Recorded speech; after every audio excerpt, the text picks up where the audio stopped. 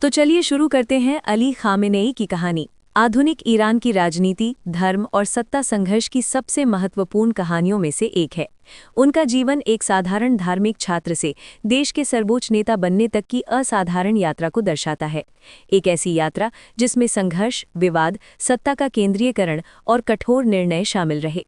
सत्ता तक अप्रत्याशित पहुंच। 1989 जून 1989 में जब ईरान के सर्वोच्च नेता आयतुल्ला रुहुल्ला खुमैनी का निधन हुआ, तब पूरा देश असमंजस की स्थिति में था। इस्लामी क्रांति के बाद बनी व्यवस्था में सर्वोच्च नेता की भूमिका सबसे महत्वपूर्ण थी। ऐसे समय में विशेषज्ञों की सभा असेंबली ऑफ एक्सपर्ट्स ने कुछ ही घंटों के भीतर अली खामेनेई को नया सर्वोच्च नेता घोषित कर दिया। ये निर्णय कई कारणों से चौंकाने वाला था।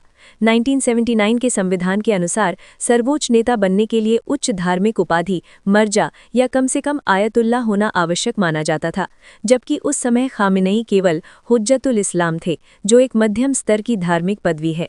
इस वजह से उनकी वैधता पर प्रश्न उठे, लेकिन राजनैतिक परिस्थितियों और सत्ता संतुलन ने उनके पक्ष में काम किया। प्रारंभिक जीवन और वैचारिक निर्माण। अली खामेनेई का जन्म 1939 में ईरान के धार्मिक शहर मशहद में हुआ। उनके पिता एक साधारण लेकिन सम्मानित शिया धर्मगुरु थे। बचपन से ही उनका पालन पोषण धार्मिक वातावरण में हुआ। उन्होंने पारंपरिक इस्लामी शिक्षा प्राप्त की, लेकिन उनका व्यक्तित्व केवल धार्मिक अध्ययन तक सीमित नहीं था। उन्हें फारसी साहित्य से विशेष प्रेम था और वे कम उम्र में ही कविता लिखने लगे। उनकी रुचि दार्शनिक और राजनैतिक विचारों में भी थी। वे मिस्र के इस्लामी विचारक सैयद कुतुब से प्रभावित हुए, जिन्होंने इस्लामी शासन की वकालत की थी। दिलचस्प बात यह है कि युवावस्था में वे कुछ हद तक मार्क्सवादी विचारधारा से भी प्रभावित हुए, जो उस समय ईरान के युवाओं में लोकप्रिय थी। क्रांति से पहले का दौर, बदलाव और संघर्ष। 1979 की इस्लामी क्रांति से पहले उनका व्यक्तित्व आज के पारंपरिक स्वरूप से अलग था। वे पाइप पीते थे, कलाई में घड़ी पहनते थे और कभी-कभी लंबे बाल भी रखते थे। लेकिन समय के साथ उनकी विचारधारा अधिक कट्टर और इस्लामी शासन की ओर झुकती गई। 1951 में नवाब सफवी के भाषण ने उन पर गहरा प्रभाव डाला, जिसमें शरिया कानून लागू करने की जोरदार मांग की गई थी।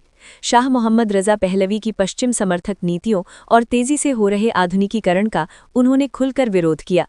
इसी कारण उन्हें कई बार शाह की गुप्त पुलिस सावाक द्वारा गिरफ्तार किया गया, यातनाएं दी गईं और जेल में रखा गया। इन संघर्षों के दौरान वे आयतुल्ला खुमैनी के और करीब आए।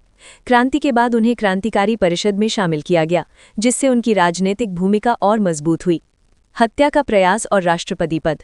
1981 में ईरान इराक युद्ध के दौरान एक बड़ा हादसा हुआ। एक सार्वजनिक